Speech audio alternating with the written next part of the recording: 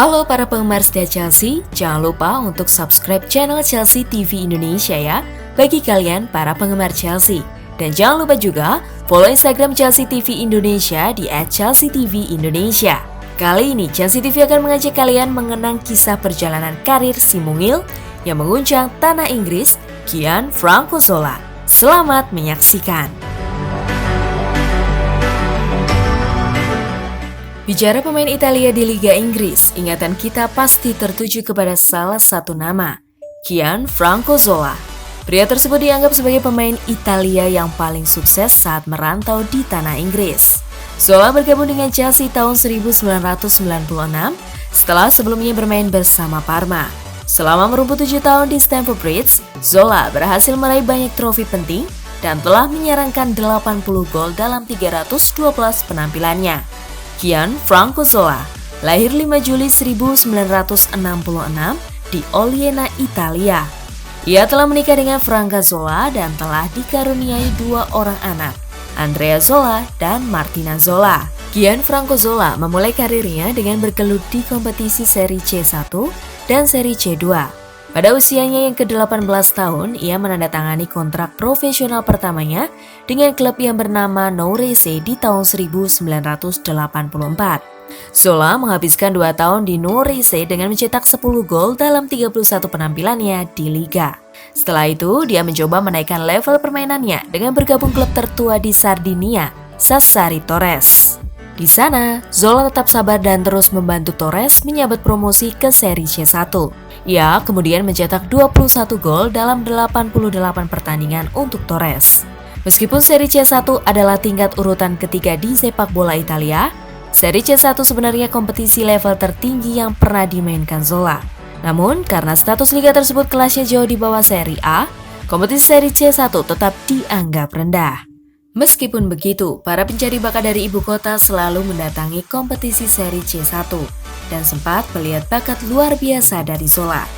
Pada 1989 akhirnya sebuah kesempatan untuk melonjakkan karir Zola menjadi nyata. Kala itu, Luciano Moggi, manajer Napoli, berminat untuk membina Zola dan menggambarkan dirinya sebagai Maradona kecil. Bergabung dengan Napoli pada 1989, Zola ditempatkan sebagai pemain pengganti untuk Diego Maradona.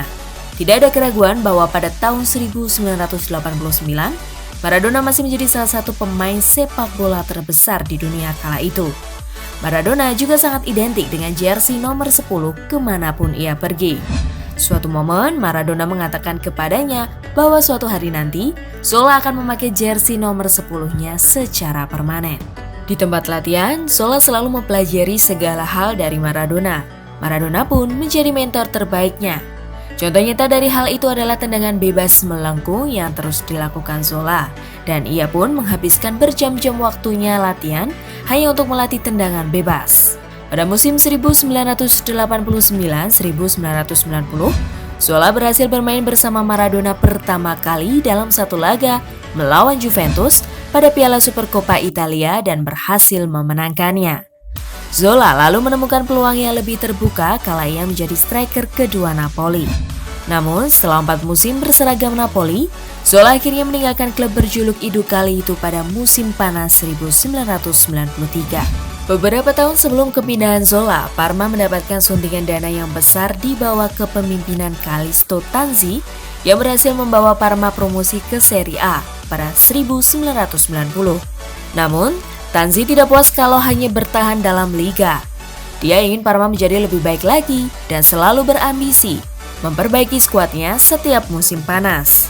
Oleh karena itu, pada musim 1993-1994, Parma merekrut Zola yang menjadi salah satu penyerang terbaik kala itu bersama pemain hebat lain seperti Faustino Asprilla dan Thomas Brolin. Zola dengan jelas menikmati peran utama di klub barunya tersebut dan ia pun berhasil mencatatkan 18 gol dalam 33 penampilan musim pertamanya. Parma pun sukses lahir menjadi tim besar yang ditakuti di Serie A. Menyusul banyak keberhasilan yang diraih, Parma melanjutkan transfer yang lebih ambisius dengan merekrut sejumlah pemain ternama seperti Fabio Cannavaro, Hristo Stoichkov, dan Filippo Inzaghi, serta kiper tangguh Gianluigi Buffon yang kala itu masih berusia 17 tahun. Tapi, Parma malah mendapati musim yang datar dan membosankan setelah finish di urutan ke-6 klasemen Serie A dan juga keluar dari Piala UEFA pada babak perempat final. Meskipun begitu, Zola tetap produktif sebagai pencetak gol terbanyak Parma dengan torehan 12 golnya dalam 32 pertandingan di semua kompetisi. Namun, musim mengecewakan Parma tersebut membuat perubahan kursi kepelatihan terjadi di mana Scala digantikan oleh Carlo Ancelotti. Hal tersebut nyatanya menjadi titik balik dalam karir Zola. Zola merasa jika dirinya berada dalam ketidakpastian di bawah sang pelatih baru Parma tersebut dan akhirnya memulai petualangannya dengan Chelsea. Zola bergabung dengan The Blues pada usianya yang menginjak 29 tahun dan itu berarti ia sedang berada di puncak karirnya. Zola ketika itu adalah salah satu dari sedikit pemain Italia yang bermain di luar Serie A. Meskipun ia memiliki upah 25.000 pound sterling di Chelsea, Zola pindah ke Chelsea dengan harga 4,5 juta pound pada November 1996.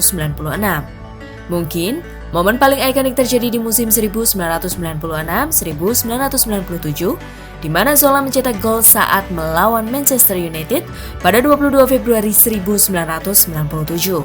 Zola berkelok-kelok melewati 4 pemain bertahan United yang tampaknya tak tergoyahkan, sebelum memasukkan bola melewati Peter Schmeichel, dan hal itu sontak membuat Sir Alex Ferguson menyebut jika Zola adalah pemain yang sangat pintar. Meski gagal membawa Chelsea juara Premier League, banyak trofi hebat yang berhasil dia persembahkan untuk The Blues, seperti trofi Piala Winners, Piala Super Eropa, Piala Liga Inggris, Charity Shield, serta 2 Piala FA. Semua trofi itu didapatkan semenjak Zola bergabung dengan The Blues. Itulah alasan mengapa fans Chelsea begitu memuja Zola. Selama bermain di Chelsea, Zola pernah 2 kali dinobatkan sebagai pemain terbaik klub di musim 1998-1999 dan 2002-2003. Kehebatan Zola bersama Chelsea membuatnya mendapat gelar OBE dari Ratu Elizabeth II. Meskipun begitu, Zola memiliki salah satu musim yang paling berpengaruh dalam karirnya dengan 15 golnya dalam 48 pertandingan dan membantu Chelsea untuk finish di urutan ketiga klasemen. Dengan banyaknya jasa Zola untuk Chelsea membuatnya dipilih oleh fans sebagai pemain terbaik sepanjang masa The Blues pada awal 2003. Di musim tersebut, Zola dinobatkan sebagai pemain terbaik Liga Inggris versi Asosiasi Wartawan atau FPA. Hebatnya lagi, Zola menjadi pemain Chelsea pertama yang mendapat gelar tersebut tanpa memainkan musimnya dengan penuh di Liga Inggris, karena Zola memutuskan keluar dari Chelsea saat musim panas. Dia sendiri memilih mudik ke Italia untuk membela Cagliari di tengah kencangnya kabar bahwa Chelsea akan segera dibeli oleh Roman Abramovich. Dan benar saja, seminggu setelah kepindahan Zola, Chelsea benar-benar dibeli oleh Abramovich. Padahal dialah salah satu alasan yang membuat Abramovich tertarik untuk berinvestasi di Chelsea. Tidak ada yang tahu banyak pada musim panas 2003 di tengah-tengah kedatangan Damien Duff, Joan Sebastian Veron, Adrian Mutu, Hernan Crespo, dan Claude Makélélé di Chelsea. Sebenarnya yang paling didambakan oleh Roman Abramovich justru adalah kembalinya Gianfranco Zola ke Chelsea. Namun, Zola pun dikabarkan menolak tawaran gaji tinggi yang ditawarkan Abramovich dan lebih memilih untuk membantu Cagliari promosi kembali ke Serie A. Saking ngototnya, bahkan ada laporan yang menyebutkan Abramovich sampai mencoba untuk membeli klub Cagliari hanya karena penolakan Zola tersebut. Meskipun Zola sendiri belum pernah mengkonfirmasi hal itu.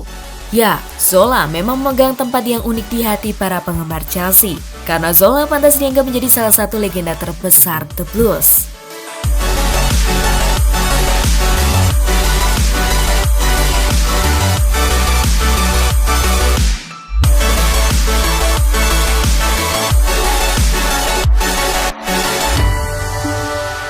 Itulah tadi sunggal kisah perjalanan karir sang legenda Chelsea, Gianfranco Zola. Menurut kalian, seperti apa sosok Gianfranco Zola Blues? Silahkan share di kolom komentar ya. As always, I will see you in the next video.